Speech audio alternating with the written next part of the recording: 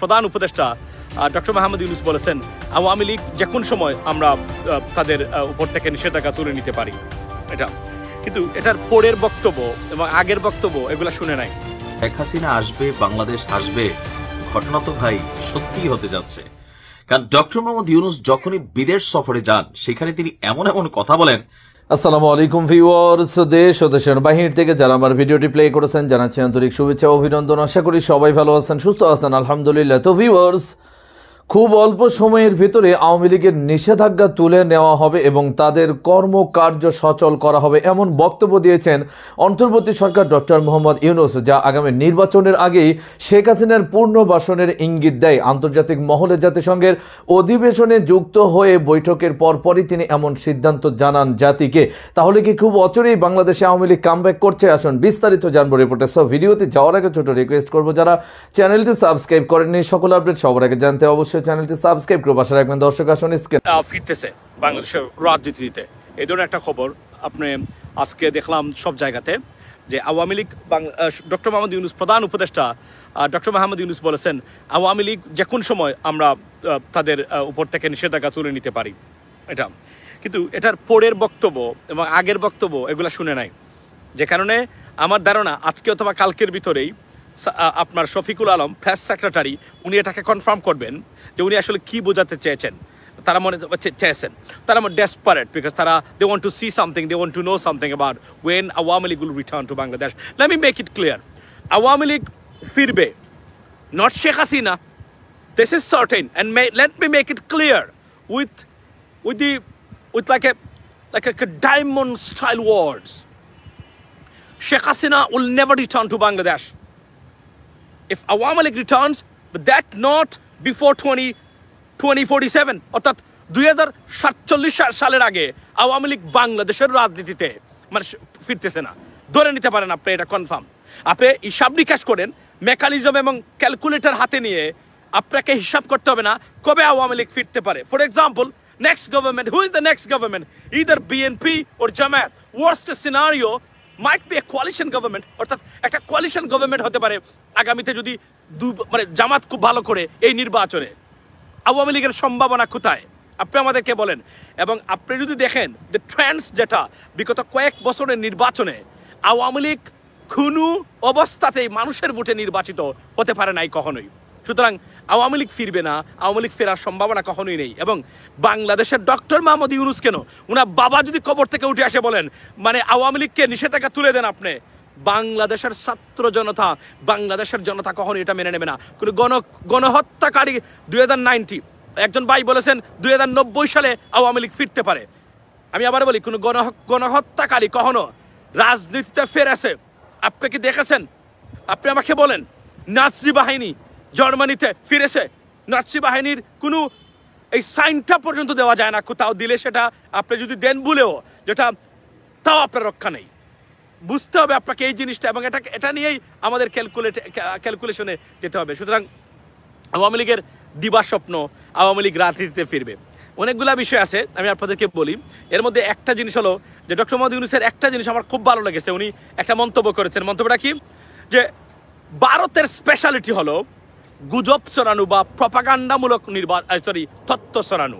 এটা নাকি ভারতের স্পেশালিটি, মানে দে আর স্পেশাল অন ইট। মানে এটা বলছেন আপনার আমাদের যারা ফার্স্ট আসনের মধ্যে 3-4টা জামাতের দিকে যাচ্ছে ইনশাল্লাহ, তবে 5টা হলেও অবাক হওয়ার কিছু নেই। I think that some twisting results will come out of this election. এটা আমি নির্দ্বিধায় আমরা ধরে নিতে পারি বা আমরা বলতে পারি, লেডিস এন্ড জেন্টলম্যান। সুতরাং আওয়ামী লীগ ফিরবে এবং উল্লাস। এবং সবচেয়ে আশ্চর্যজনক ঘটনা আমি আপনাদেরকে বলি, যে দেখেন শেখ হাসিনা কি করেছে। Ladies and gentleman, Sheikh Hasina কি করেছে আমি আপনাদেরকে বলি। শেখ হাসিনা সব ঠুকাই, টিকটকের ঠুকাই আর ফেসবুকের ঠুকাইদেরকে জনপ্রতি ফোন দিয়ে রীতিমতো ভয়ঙ্কর সন্ত্রাস আপনার ছড়াচ্ছে সোশ্যাল মিডিয়াতে এবং রাস্তাঘাটে। এই ঠুকাইরা, এই যে আজকে দেখলাম আরেকটা ঠুকাই মানে কান্নাকারি করতেছে, আম্মা আমার মা মারা গেছে 16 বছরে, আপনি আমার মা, আপনি একটাবার ফোন দেন। আপনি কল্পনা করেন রাস্তাঘাটের বুভুক্ষ কুকুর এবং টুকাইয়ের মতো এদেরকে ফোন দিয়ে শেখ হাসিনা সন্ত্রাস ছড়িয়ে দিচ্ছে সারা পৃথিবীতে। কিন্তু প্রশ্ন হলো, এই সন্ত্রাস করে কি শেখ হাসিনার রক্ষা পাবে? প্রত্যেকটা আইনের দেশে আজ অথবা কাল এই সন্ত্রাসী চক্র আওয়ামী লীগ এরাও নিষিদ্ধ হবে ইনশাআল্লাহ। যেদিকে যাচ্ছে আমি মনে করি নিষিদ্ধের পথে হাঁটছে আওয়ামী লীগ, এ বিষয়ে কোনো সন্দেহ নেই। যা তারা বর্তমানে করতেছে প্রতিটা দেশে, প্রতিটা মুভমেন্ট, প্রত্যেকটা বক্তব্য being recorded এবং being noticed by the authority, যা হচ্ছে এখানে ফ্রি স্পিচ এবং ফ্রি মিডিয়া নামে ইনশাআল্লাহ যুক্তরাষ্ট্রের মাটিতে সন্ত্রাস নির্ভর বাংলাদেশের রাজনীতির কবর রচিত হবে আজ অথবা কাল। লিখে নিতে পারেন এখন। আমি এমরমান মাসুম নির্দ্বিধায় আপনাদেরকে গ্যারান্টি দিচ্ছি, এই সন্ত্রাসীদের রাজনীতি আমেরিকার মাটিতে নিষিদ্ধ হওয়ার যত ধরনের উপকরণ বা এলিমেন্টস দরকার তাদের রাজনীতিতে, তত ধরনের এলিমেন্টস তাদের রাজনীতিতে ইনশাআল্লাহ অলরেডি আছে এবং সেটা অলরেডি ভিজিবল এবং নোটিসড বাই দ্য অথরিটি। এটা আমি কনফার্ম করে আপনাদেরকে বলতে পারি লেডিস এন্ড জেন্টলম্যান আপনার।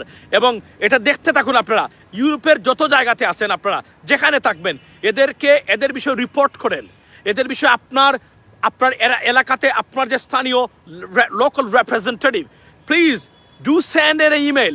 একটা করে ইমেল ছাড়েন আপনারা, একটা করে যদি ইমেল দেন, 100টা করে ইমেল যদি প্রতিদিন কোনো ইউরোপিয়ান কান্ট্রি থেকে তাদের রিপ্রেজেন্টেটিভ ইউরোপিয়ান মেম্বার অফ পার্লামেন্টের কাছে যায়, আমি মনে করি it is almost certain the politics of terrorism will be banned in those countries, ladies and gentlemen. So আমি রিকোয়েস্ট করতেছি আপনাদেরকে, আপনারা যারা ইউরোপিয়ান কান্ট্রিজে আছেন, আপনাদের যে এবং এত easy to you have very easy access to your local representative, doesn't matter European member of parliament or local member of parliament, এত সুন্দর ব্যবস্থা আছে। আপনারা চাইলেই কিন্তু তাদের কাছে আপনি যেতে পারেন এবং আপনাদের এই কমপ্লেন্টসগুলো আপনারা লিপিবদ্ধ করতে পারেন তাদের কাছে।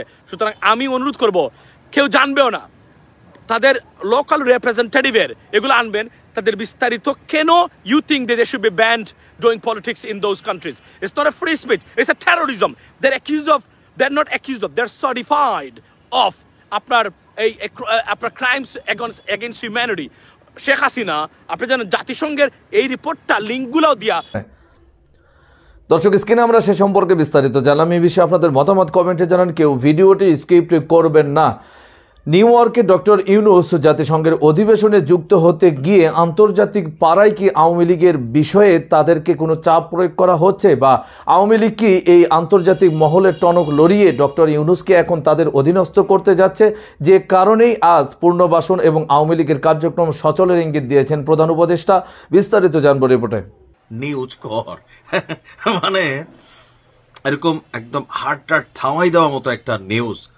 যারা বলছিল যে শেখ হাসিনা আসবে, বাংলাদেশ আসবে, ঘটনা তো ভাই সত্যিই হতে যাচ্ছে। কারণ ডক্টর মোহাম্মদ ইউনূস যখনই বিদেশ সফরে যান, সেখানে তিনি এমন এমন কথা বলেন যেগুলা শুনা বাঙালি জাতির ঘুমটুম হারাম হইয়া যায়। একদম সেই লেভেলেরই খবর। আওয়ামী লীগের নিষেধাজ্ঞা যে কোনো সময় উঠে যেতে পারে, বুঝতে পারছেন? ডক্টর মোহাম্মদ ইউনূস, আমার ধারণা তিনি তার এই নিউজটা দেখার পরে যেটা মনে হয়েছে যে আগামী দিনে তার গ্রামীণ ব্যাংককে তিনি বাঁচানোর জন্য, অথবা এই যে সারা বাংলাদেশ জুড়ে যতগুলো গ্রামীণ ব্যাংকের শাখা আছে, ওনার ব্যবসা আছে, সামহাউ মেবি তিনি ওই জায়গাতে কনসেন্ট্রেশন দিচ্ছেন, বা উনি যে ইউনিভার্সিটির লাইসেন্স নিচ্ছেন, ম্যান পাওয়ার অফিস করছেন। কারণ কিছুটা টেনশন তো ভাই থাকে, কারণ ক্ষমতা থেকে সরে গেলে এই ডক্টর মোহাম্মদ ইউনূসের পরিণতি কতটা খারাপ হবে অনেকে হয়তো আইডিয়া করতে পারছেন, আবার অনেকে হয়তো করতে পারছেন না। সেই জায়গা থেকে মেবি এই সিদ্ধান্ত। ঘটনার প্রেক্ষাপট হচ্ছে প্রধান উপদেষ্টা ডক্টর মোহাম্মদ ইউনূস বলছেন যে আওয়ামী লীগকে নিষিদ্ধ করা হয়নি, এটা আমরা প্রথম থেকে বলছি, শুধুমাত্র তাদের কার্যক্রম সাময়িকভাবে স্থগিত করা হয়েছে। সাময়িক, ইভেন আওয়ামী লীগের যে দলীয় নিবন্ধন সেইটাও কিন্তু স্থগিত করা হয়নি। জাতিসংঘের সাধারণ পরিষদের অধিবেশনের ফাঁকে জিটিও নামক একটা গণমাধ্যমকে দেওয়া সাক্ষাৎকারে সাংবাদিক মেহেদী হাসানের দেওয়া এক প্রশ্নের জবাবে তিনি পুরা জাতির ঘুম কেড়ে নিছেন। তিনি বলছেন, কার্যক্রম স্থগিত থাকায় আওয়ামী লীগ কোন রাজনৈতিক কর্মকাণ্ড পরিচালনা করতে পারবে না, তারা দল হিসাবে বৈধ রয়েছে, তবে কার্যক্রম সাময়িকভাবে স্থগিত করা হয়েছে। যে কোনো সময় এই কার্যক্রম আবার চালু করা হতে পারে, কার্যক্রমের উপর নিষেধাজ্ঞা যে কোনো সময় তুলে নেওয়া হতে পারে। এখন এই যে কোনো সময়টা কখন তিনি কিন্তু বলেন নাই তার সরকারের সময় নাকি পরবর্তী সরকারের সময়। তো পরবর্তী সরকারের সিদ্ধান্ত তো তার সরকার নিবে না, তার মানে তার এই সরকার থাকতেই আওয়ামী লীগকে আবার তাদের কার্যক্রম করার মতন অনুমতি দেওয়া হতে পারে বা হতে যাচ্ছে অনেকে মনে করছেন। কারণ তিনি যদি বলতেন যে আগামী সরকারগুলা ভেবেচিন্তে সিদ্ধান্ত নিবে, সেটা একটা বিষয় ছিল, কিন্তু তিনি বলছেন যে কোনো সময়, মানে তার সরকারের সময়ই এটা হবে। আমরা ওনার কথা এটাই বুঝতে পারছি। তিনি বলছেন আওয়ামী লীগের নির্বাচনে অংশ নেওয়ার বিষয়টি নির্বাচন কমিশনের এখতিয়ার। তার মানে এই যে বাকি যারা লাফাচ্ছেন দুঃসংবাদ, কোন দল নির্বাচনে অংশ নিতে পারবে সেই বিষয়ে সিদ্ধান্ত নেবে নির্বাচন কমিশনই, কারণ তারাই নির্বাচন পরিচালনা করছে। নির্বাচন কমিশনরেও মানে পুলসেরাতের পোলে তুলে দিচ্ছেন তিনি। প্রধান উপদেষ্টা আরো বলেন যে আওয়ামী লীগের সমর্থক রয়েছে, তাদের লাখ লাখ সমর্থক আছে, এটা আমি মানি না। আপনার একটু মানা দরকার। লাখ লাখ না, এখনো বাংলাদেশে কোটি কোটি সমর্থক আছে আওয়ামী লীগের, এটা আপনি মানেন না বললে হবে না। আপনি জনমত জরিপ বাহিরের রাজনীতি হয়তো বোঝেন না, আসলে আপনি রাজনীতি বোঝেন না। তাদের সমর্থকরা সাধারণ ভোটারের মতোই ভোট দিতে পারবেন, তবে সেখানে আওয়ামী লীগের প্রতীক থাকবে না। তিনি অভিযোগ করেন যে আওয়ামী লীগ নিজেদের রাজনৈতিক দল দাবি করলেও বাস্তবে তারা রাজনৈতিক দলের মতন আচরণ করেনি, মানুষ হত্যা করেছে, কর্মকাণ্ডের দায় স্বীকার করেনি, বরং অন্যের উপর চাপিয়েছে। কে কার উপর চাপিয়েছে স্যার, খেলা কিন্তু জমাই দিচ্ছেন আপনি। আপনার এই বক্তব্যে এই মুহূর্তে ওরা বাংলাদেশের অনেকে আপনার উপর লানত মানে হোক বর্ষিত কেমন ভাবে কিন্তু স্টেটাস দিচ্ছেন। আমার পরিচিত অনেকে দেখলাম, গালিটালিও শুরু হয়ে গেছে।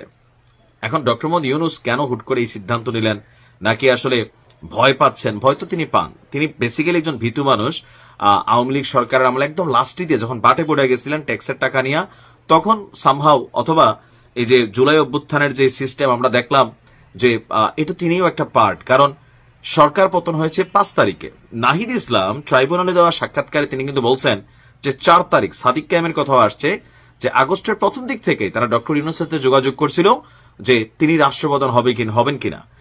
5 তারিখ দুপুর 2টায় আমরা দেখছি শেখ হাসিনার পতনের গল্প বা তিনি দেশ ছেড়ে পালিয়েছেন, কিন্তু 4 তারিখ ডক্টর ইউনূসকে পরবর্তী সরকার প্রধান হিসেবে অফার করা। তো অনেকেই বলছেন যে তিনি ওই মেটিকুলাস ডিজাইনের একটা পার্ট। আসলে এখানে অনেক কিছুই হয়তো বা সময়ের সাথে বের হয়ে আসবে। তবে ডক্টর মোহাম্মদ ইউনূসের এমন বক্তব্যকে আপনি কি মনে করছেন? ভয় পাচ্ছেন নাকি আসলে তলে তলে কোনো সেটেলমেন্ট হয়ে যাচ্ছে? ভালো থাকুন। দর্শক, স্ক্রিনে আমরা সে সম্পর্কে বিস্তারিত জানলাম। সো ভিডিও এ পর্যন্ত। ভালো লাগলে লাইক অ্যান্ড কমেন্ট করবেন। দেশের সকল আপডেট সবার আগে জানতে অবশ্যই চ্যানেলটি সাবস্ক্রাইব করে পাশে রাখবেন। দেখা হবে পরবর্তী ভিডিওতে ইনশাআল্লাহ। আসসালামু আলাইকুম ওয়া রাহমাতুল্লাহ।